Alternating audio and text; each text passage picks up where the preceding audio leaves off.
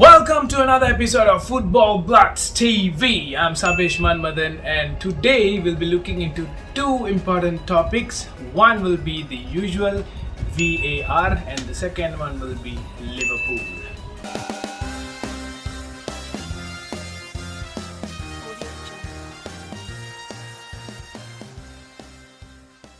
VAR.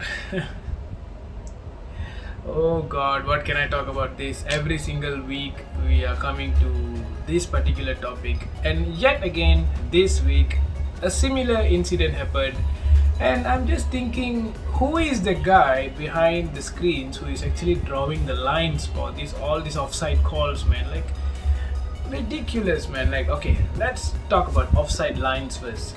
First of all, the goal that was disallowed, saying offside for the game where it was, I think, City was playing against Wolves, if I'm not mistaken. So in that game we can see that Laporte he was onside. I mean, there was a minimal, I don't know how they actually try to see that offside call, but Laporte looks on, and nevertheless City will still won the game, so we leave that game aside. The next one I noticed this offside call was yesterday's game, which is Liverpool against Chelsea, where Timo Werner, how is that an offside? I mean, I tried using, you can even use microscopes and see how the offside decision was given. It looks onside for me, so I don't know who is actually drawing the lines. It looks like now when they are in the borderline, it's still offside. I don't know if that's the new rule for this and all that, but it's getting ridiculous, man. Like, the system is right. The game where West Brom had a disallowed goal in the last minute, that was an offside. So that kind of decision is something that is, yeah, it makes sense, right? Because it is offside. But decisions given like for Timo Werner's one and then Laporte's one, that's ridiculous. I mean, how is the offside calls being, I don't know the line, how are they drawing the line? So it feels a bit weird to see this thing happening. So yeah, that is one in VAR. The second thing in VAR I noticed, this handball decision, sorry, not the same game, I can say it was between Spurs against Fulham. In that game, Maja actually scored the goal, and the goal was disallowed for a handball. And I went on to see further and how the goal was disallowed. He was not offside, he was onside, but the handball came in where I think it was Sanchez trying to clear the ball, and it hits the arm of one of the Fulham attackers, and the attacker's hand was actually, it was placed downwards. But when we go back to the rule of the handball, it's being said that even though the ball hits the hand in an accidental situation, the goal which actually leads to a goal being scored, it's considered a handball. Fine. So I have a question. In that case, how did United did not get a penalty when Callum Hudson-Odoi was actually having a big ball kind of ring on his fingers? I mean, that is deliberate handball, but it was not given. How? So how this works? Yeah, so coming back to VAR and these kind of decisions, it's just getting ridiculous. The system is good, it's a good technology, but the people behind the technology, I'm done with this topic. Every single time we are just talking about it, but as fans, as football fans, we see all these and we go like, regardless what team you are in, these kind of decisions just make us to feel a little bit disturbed with all that is going on. Second topic of the day, Liverpool. My god, what has happened to Liverpool? 5 straight defeats in Anfield. Anfield was once a territory where clubs scared to go because it was one of those places where you could never break down Liverpool. And now clubs are going in like some red light district and things are not right.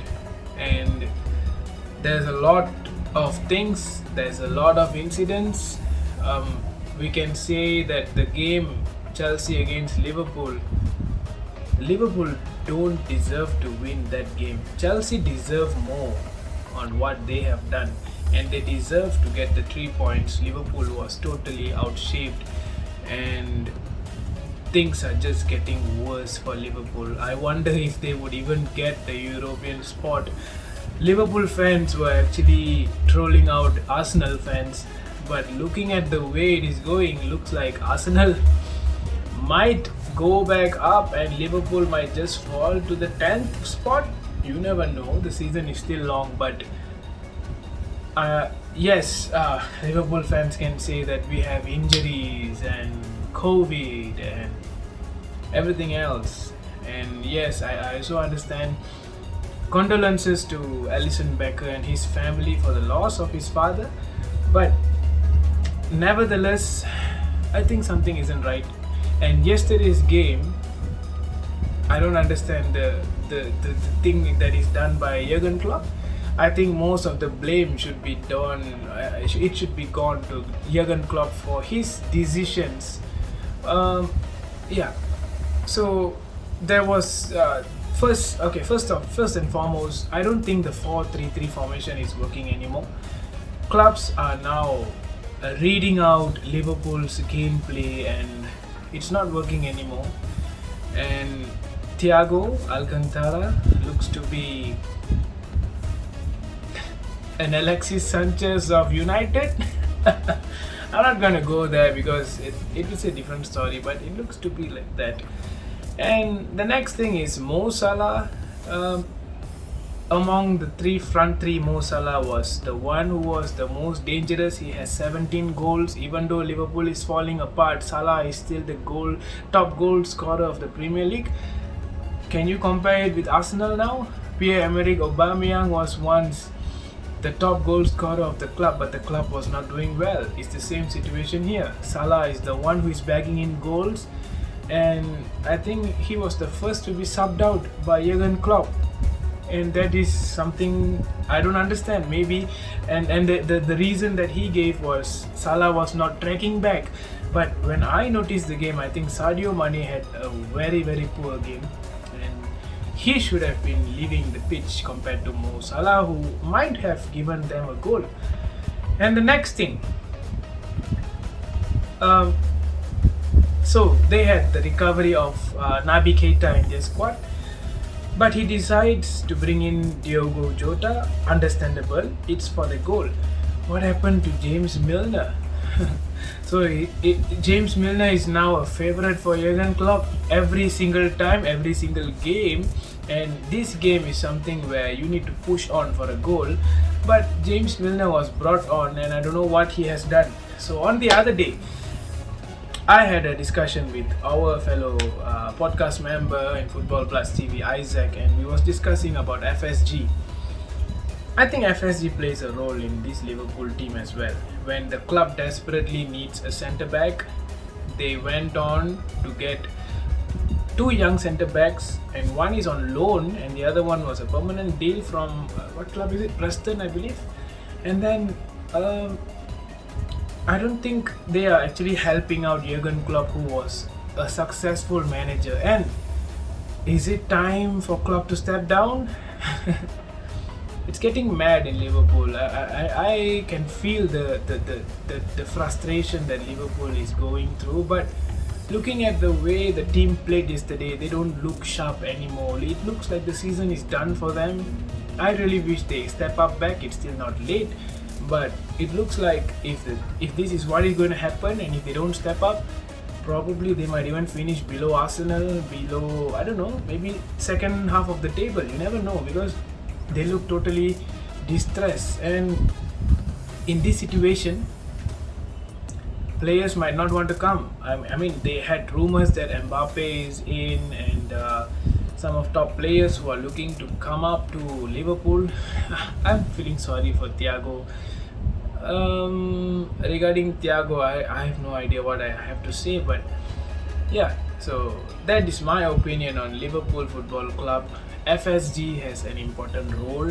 I feel clubs like Everton, Leicester City, Newcastle, who can spend a lot of money. Look at, I think it's the first time Everton, their Merseyside derby, can finish on top of their fellow rival. So that is a big thing, and histories are being made. It's the first time ever Liverpool has lost 5 consecutive home games, and it's the first time ever for a century that Everton has actually beaten Liverpool in Anfield, and many more things.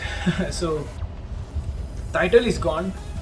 Top 4 looks to be I don't know, it's slipping off. Is it gonna be the Europa League? I doubt that too at the moment. So things are not right at the moment for Liverpool. So let's just hope that these things solve for Liverpool Football Club. As a United fan, yes, we are excited of the league, but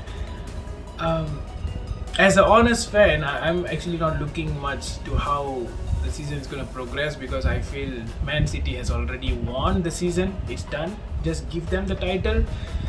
United, just try to focus on second spot and try to clinch the Europa League spot, while we have Leicester City, Spurs and Chelsea fighting for that top 4 spot. I think even Aston Villa, Everton and West Ham United, who is also there. So Liverpool and Arsenal, and even I don't know, I think Aston Villa is even there. So things are getting excited in the Premier League. So let's just hope for the best. That's all from me from today, and I hope you all like this content. Do subscribe to Football Bloods TV. Signing off, Sabesh, Manmathan. Ciao.